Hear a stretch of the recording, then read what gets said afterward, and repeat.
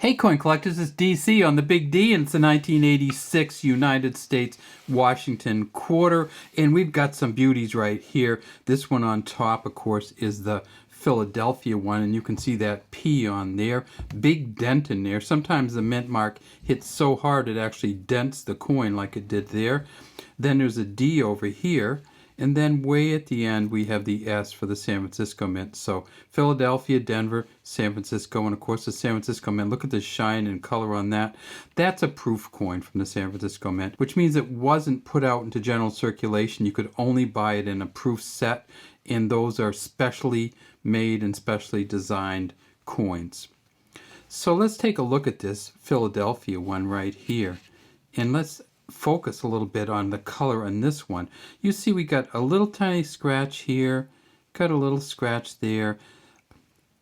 If we look at here, some little scratches there. So this isn't going to be the highest graded coin possible, but it's going to be pretty highly graded.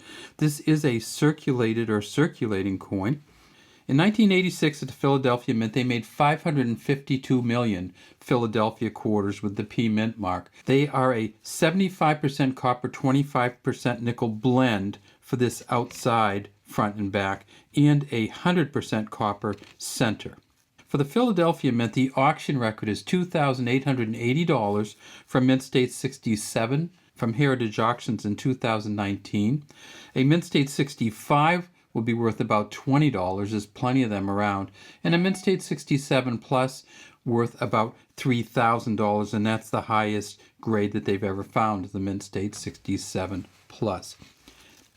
At the Denver Mint, with the D here, and you see this is a really good D for the 1986 coin. Again, great detail on here, and this one does not have the scratches, so this probably is a Mint State 65 or above. Let's take a look at the feathers on the eagle. Oh, and we got some of the scratches here, but still, say it's a Mint State 65 at the Denver Mint, that would make it worth about $12.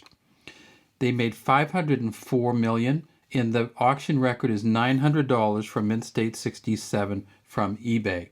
The best they've ever graded is the Mint State 67 Plus, and PCGS estimates that that would be worth $3,750. At the San Francisco Mint, and you can see the S right here, they made 3 million quarters. And San Francisco Mint quarters will all be proof quarters, and if you get one that's really, really good, like this one, where Washington kind of jumps right off of there, this is called a deep cameo version, and we'll change the light a little bit so you can see a little bit more of that deep cameo. And the eagle, you can see the feathers all down the legs, all between the legs. You can see a great line in the arrow there. The best one you can get from the San Francisco Mint will be graded a proof 70. They've found over 8,000 proof 69s and proof 70s, so a proof 70 only goes for about $34. A proof 65, $5. One of the things that's interesting is the value of these coins over time. If you took these quarters and invested them, I mean, you'd have to have a bunch of quarters to invest anything, but if you took these quarters and invested them, they'd probably be worth about $1.75 now.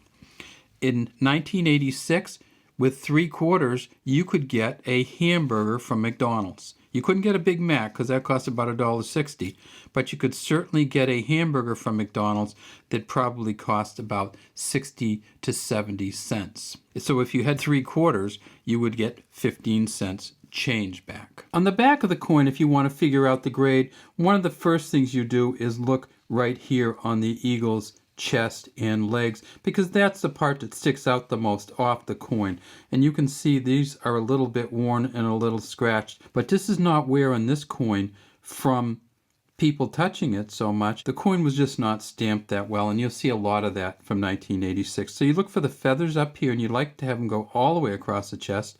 When you get up to Mint State 66, 67, and 70, you'd like them to come down feathers between the legs and small feathers on the legs, and that's a little bit too much to ask for most 1986 quarters.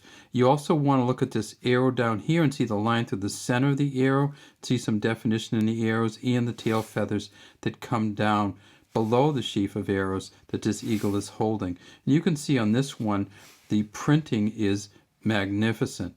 And that's another way to tell this is a really good coin, which doesn't have much wear, but that it was not stamped that well at the mint. In 1986, most of the mint sets still had just regular coins that were pulled off the line. So when you get a mint set in 1986, it's hard to even get one that's in this good a condition. In 1987, they started taking the better coins and putting them into mint sets, but that was a year after this. It says Liberty at the top, In God We Trust here, 1986, and P. And then let's take another look at that P with the dent on it. And if we tip it back and forth, we see not only did it get dented, but the P got a little distended here in the front. Sometimes, with some coins, it hits so hard you can actually see the copper underneath. And remember, this is a copper-nickel sandwich. In the center is copper. On the outside is a copper-nickel, and on this side is a copper-nickel. And you can see this one actually is a pretty thin outside on this one. You can tell it's copper-nickel, but when you look on here, you can't even see the copper-nickel part on the edge. And then on the back, you see the copper-nickel. Well, if you look at some coins, you'll actually see that it gets dented so hard, there's actually a little bit of a hole in it. And this is a 1986 P dime that if you tip it just right, you can see a little bit of a hole right in there where it hits so hard you can see some of the copper shining through. And when it does that, usually they will take these off the line and destroy them when the P actually shows some copper through them. If you're trying to grade this coin is in very, very good condition. It might be, it's certainly a mint state condition, possibly a mint state 63, maybe even a mint state 65.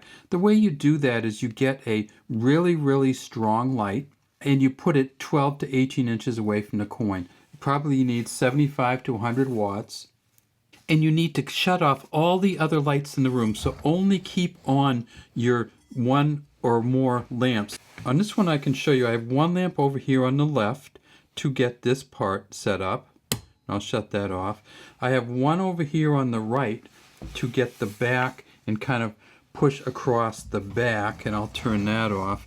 And then I have one up on the top, and the one on the top kind of fills out the middle. So this is actually a 3-lamp video that I have here, and you can see this is just the ambient light from the other side of the room. So to check this coin out, to try to grade it and to try to see it and to film it, I turn on one light from the left, and that gets me this light over here. I turn on one light or lamp to the right, and then I turn one on over the top. That allows me to see all parts of the coin. If I tip it back and forth a little bit, I get to see if there's any scratches.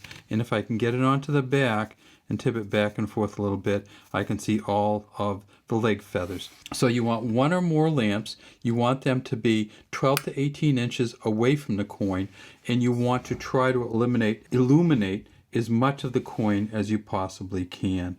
All right, that's all we have today from Big D Coin Channel. We'd love to have you subscribe to the channel and leave any comments you have in the comment section.